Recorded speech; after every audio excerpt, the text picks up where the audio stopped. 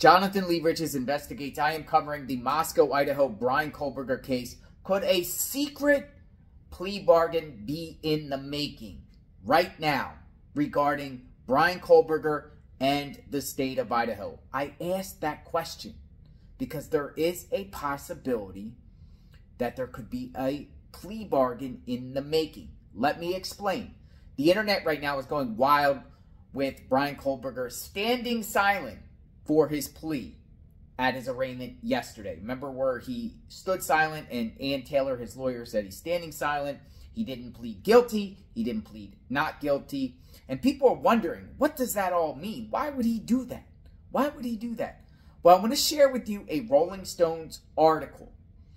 A prominent Idaho attorney has some reasons that he feels the standing silent. And one of them is a plea bargain.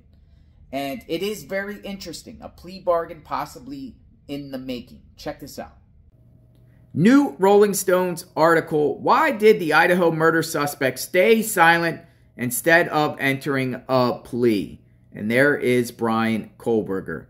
At an arraignment on a criminal charges, the defendant typically pleads guilty or not guilty. In many states, Idaho included, there is a third option.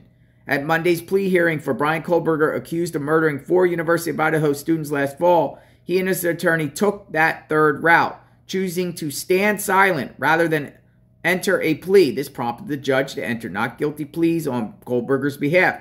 The choice was perplexing to much of the general public. According to an Idaho attorney, it could have been motivated by a few different factors. It's pretty unusual to be used in Idaho, says Bart Birch, a former prosecutor and general practice attorney who has been a lawyer in Idaho since 2001. It's something that's not used very often or widely. Birch says standing silent is always an option to defendants being arraigned in Idaho as well as multiple other states. It's similar to defendants' Fifth Amendment right to stay silent to avoid self-incrimination.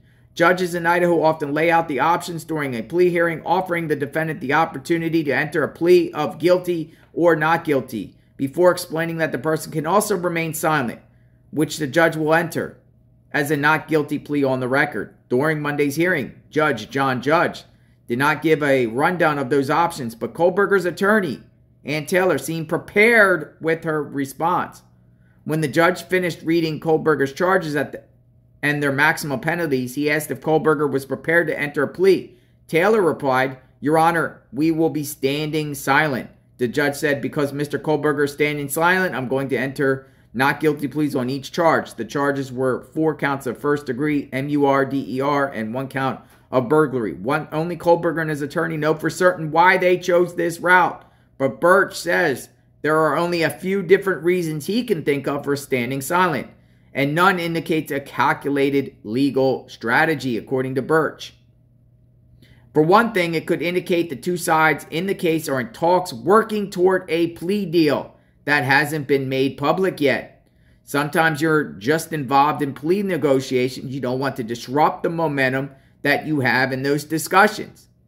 Another instance where Birch has seen standing silent used is when a defendant isn't being cooperative with their attorney or the proceedings and refuse to talk. That's another option. And then he also says the motivation for Kohberger standing silent that makes the most sense to Birch is the desire to tamp down public outrage when an alleged crime has received overwhelming publicity. In a high-profile case, when somebody pleads not guilty, a lot of people are offended by that gesture of pleading not guilty. They shouldn't be, but they are. So that would be one of those, seems to make the most sense to me. Oftentimes people just don't want further public criticism. 3 options. Plea bargain. Don't want to have public outrage. Or uncooperative. What do you think? You think any of them apply to this guy, Bryan Kohberger? What do you think? Now the attorney said other reasons also. Said one, a defendant is non-compliant with the proceedings. That could be a reason why they were standing silent. But I don't think that's the case because Bryan was clearly saying yes, yes, yes, and talking and participating with the proceedings. It looked like he interacted with his lawyer.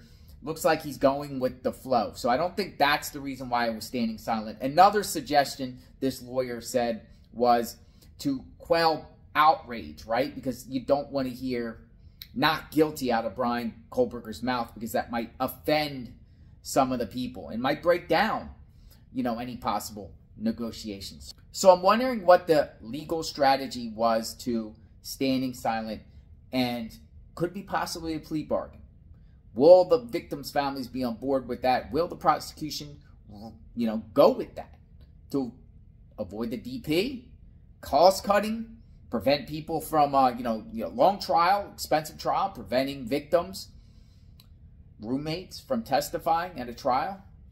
What's going on here, people? Or is this just fast, full speed ahead, trial date October, you know, of this year? Notice the prosecution and the defense were also in agreement together with the October trial. So that might have something to do with possibly a plea bargain. I'm not saying there is. I'm asking all of you. What do you think? Subscribe to my channel, like, hit the notification button covering this case, the Bryan Kohberger case. We'll talk soon. Check out my Moscow, Idaho playlist. Got more videos coming out. Stay tuned.